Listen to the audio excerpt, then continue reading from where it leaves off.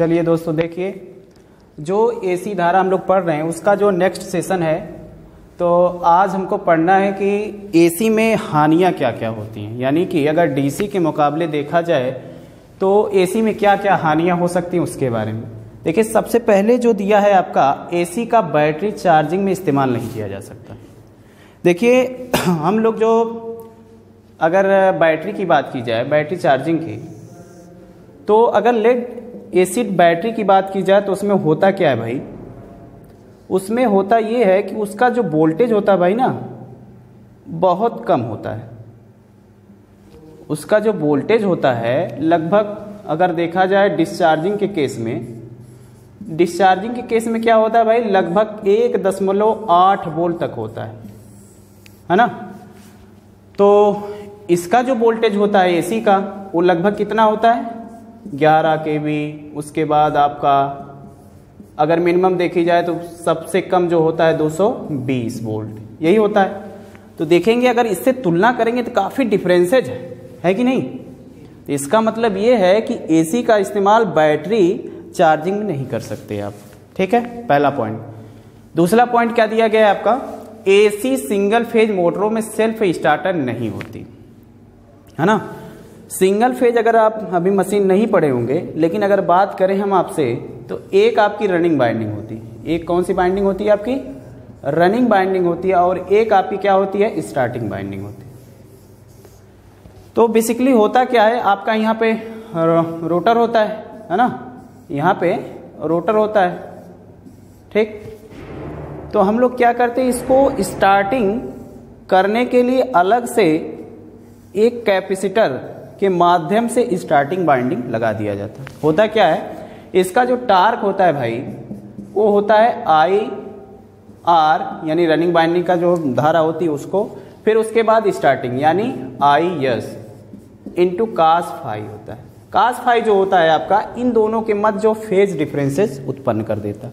जैसे ही phase differences आपका, नहीं सॉरी, यहाँ साइन अल्फा होगा, साइन अल्फा, इसको आप मिटा दीजिएगा, साइन अल्फा होता है।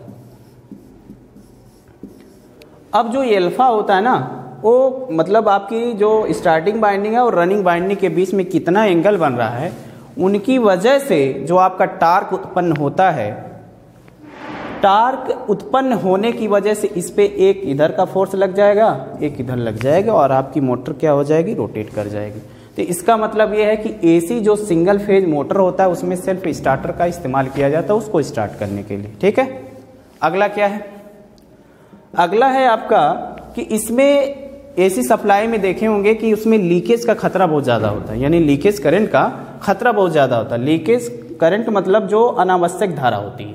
जैसे अगर कोई आपकी बॉडी है, अगर इसमें मान लीजिए 3 पिन का हम अगर बात करें आपसे, तो अगर देखेंगे इसमें तो अनावश्यक कहीं ना कहीं अगर ये बॉडी से टच हुआ तो इसमें जो लीकेज धारा स्टार्ट हो जाती है। तो वही कह रहा है, एसी सप्लाई में लीकेज धारा का खतरा अधिक रहता है। अगर मोटर की बात करें तो उसमें भी होता है, मोटर जनरेटर जो भी बात करेंगे, कहीं ना कहीं इसमें जो बाइंडिंग है तो उसमें अनावश्यक धारा कुछ इधर उधर होती है, तो इसमें जो खतरा सबसे ज़्यादा होता है। जबकि डीसी में ऐसा कुछ नहीं होता, ऐसा प्रोसेस नहीं होता। अगला क्या है, कंपन की बात कर रहा है ना, मतलब एसी में एसी धारा में कंपन सबसे ज़्यादा होता है, मतलब डैम्पिंग का खतरा इसमें सबसे ज़्यादा होता है। डैम्पिंग, इसका कहने का सेंस क्या है भाई, डैम्पिंग का मतलब क्या होता है, जैसे अगर मेजरमेंट की बात करेंगे तो आपका एक कंट्रोलिंग टार्क होता है, एक आपका रिफ्लेक्टिंग टार्क होता है ना। अगर थोड़ा सा इसके बारे में अगर हम बात करें तो एक आपका यहाँ स्केल होती है, तो जैसे ही इस पे फोर्स लगता है, यहाँ पे हम लोग बाइंडिंग कुछ किए रहते हैं, बाद में जब मेजरमेंट पढ़ाया जाएगा तो उसमें बताया जाएगा। तो क्या होगा कि भाई जो यहाँ पे डिफ्लेक्ट होगा, यानी डिफ्लेक्टिंग टार्क जो होता है और कंट्रोलिंग टार्क दोनों इक्वल हो जाते हैं। कंट्रोलिंग यानी कि TC बराबर TD, यही होता है एक पॉइंट पे। लेकिन यहाँ पे ऑक्सीलेशन यानी डैम्पिंग, यानी धीरे धीरे आप देखेंगे कहीं न कहीं मोमेंट रहता है। तो आप देखेंगे एसी में सबसे ज़्यादा इसका कंपन आपको देखने को मिलेगा, ठीक है, जबकि डीसी में ऐसा कुछ नहीं। अगला क्या, एसी धारा से इलेक्ट्रोप्लेटिंग नहीं की जा सकती, है ना। एसी धारा से इलेक्ट्रोप्लेटिंग नहीं की जाती, जबकि डीसी का इस्तेमाल किया जाता है और इलेक्ट्रोप्लेटिंग के लिए आपका जिंक का इस्तेमाल किया जाता है ना, जिंक का इस्तेमाल किया जाता है। छठा पॉइंट क्या है आपका, एसी में मोटरों की स्पीड को आसानी से कंट्रोल नहीं किया जा सकता।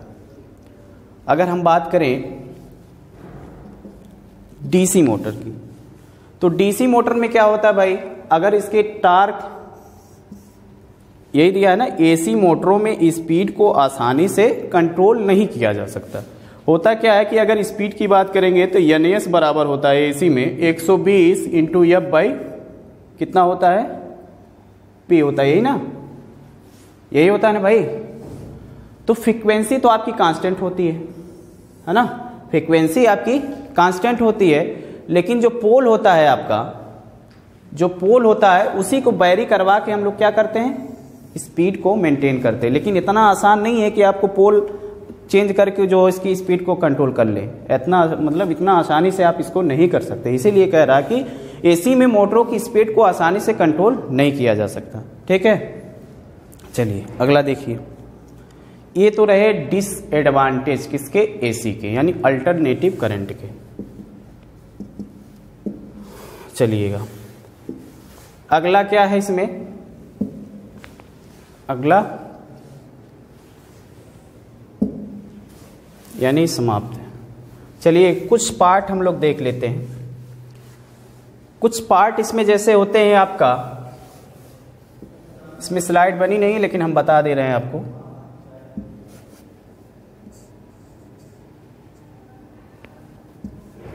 देखिएगा पहला जो भाग आता है आपका, अगर एसी में बात करें, अगर फंडामेंटल उसके जो इक्विपमेंट हैं उसके बारे में अगर हम बात करें, तो आपका आता है सबसे पहले रिएक्टेंस, कि एसी में रिएक्टेंस उसका वर्क क्या है। रिएक्टेंस इसको एक्सएल से, किससे भाई, एक्सएल से प्रदर्शित करते हैं। ठीक है, एक्सएल,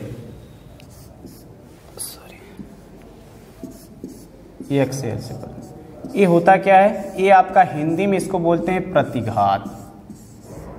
क्या बोला जाता है भाई, प्रतिघात। तो कोई अगर मान के चलिए कुंडली है ना, कोई अगर आपकी कुंडली है तो उसमें अगर आप सप्लाई दे दें तो क्या करता है भाई, जो आपका रिएक्टेंस होता है वो धारा का कहीं ना कहीं विरोध करेगा, यानी यल आएगा, यल की वजह से एक नया फैक्टर निकल के आता है जिसका नाम है एक्सएल। और एक्सएल आ जाने की वजह से इसमें जो धारा बहती है आपकी, उसका कहीं न कहीं क्या करेगा भाई, विरोध करेगा। तो एक्सएल बराबर होते क्या हैं आपके, चलिए बताइए, एक्सएल बराबर क्या होता है, बताओ भाई, 2 पाई एफ इंटू एल, यही होता है ना। अगर इसके मात्रक की बात करें तो कितना, इसका मात्रक क्या होता है भाई, यूनिट ऑफ रिएक्टेंस।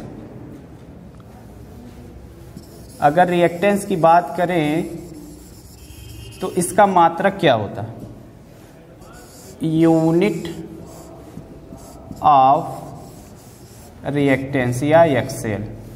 तो इसका मात्रक चूंकि आपने पढ़ा होगा प्योर रेजिस्टिव सर्किट में, उसमें क्या होता है भाई, प्योर रेजिस्टिव सर्किट में आपने देखा होगा जो आपकी रेजिस्टेंस, यानी जो रेजिस्टेंस होता है वो धारा का कहीं न कहीं विरोध करता है। उसी प्रकार से इंडक्टिव सर्किट में जो आपका एक्सएल होता है वो भी क्या करता है, धारा का विरोध करता है। तो इसका मतलब यहाँ पे जो इसका मात्रक होता है आपका ओम होता है, तो उसी प्रकार से इसका मात्रक क्या हो जाएगा आपका, ओम हो जाएगा। तो यूनिट क्या हो जाएगी इसकी, ओम।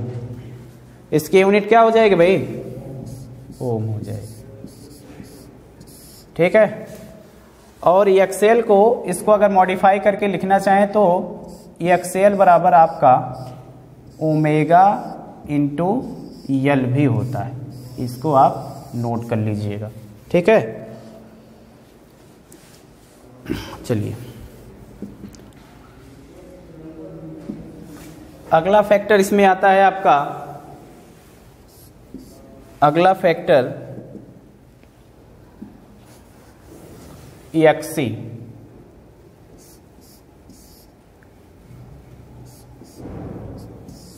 EXC क्या होता है भाई? देखेंगे अगर कैपेसिटिव सर्किट अगर आप पढ़े हैं, कैपेसिटिव सर्किट, तो उसमें देखेंगे आप अगर कैपेसिटर आपने लगा दिया और सप्लाई से इसको अगर सप्लाई से जोड़ देंगे, एक फैक्टर निकल के आता है जिसका नाम है EXC। वो क्या करता है भाई? वोल्टेज, कहीं ना कहीं वोल्टेज के मान में, या आप कह सकते हैं ये भी एक प्रकार का रेजिस्टेंस है, ये भी एक प्रकार का क्या है? रेजिस्टेंस है। तो वो भी अगर रेजिस्टेंस है क्या करेगा भाई? धारा का कहीं ना कहीं विरोध करेगा। लेकिन एक चीज यहाँ पे EXC बराबर जो होता है आपका, EXC बराबर 1/2 पाई EF इंटू C होता है। ठीक है, अगर यूनिट की बात करें तो क्या हो जाएगा भाई? यूनिट ऑफ EXC क्या हो जाएगा भाई? यूनिट ऑफ EXC क्या हो जाएगा भाई? अब चूंकि ये भी क्या कर रहा है भाई? रेजिस्टेंस एक प्रकार का, तो रेजिस्टेंस का मात्रक क्या होता है? ओम होता है, तो इसका मात्रक क्या हो जाएगा? ओम हो जाएगा। ठीक है, इसको अगर देखा जाए तो इस फॉर्मेट में भी लिख सकते हैं, यानी EXC को ओमेगा 1/ओमेगा से भी लिखा जा सकता है।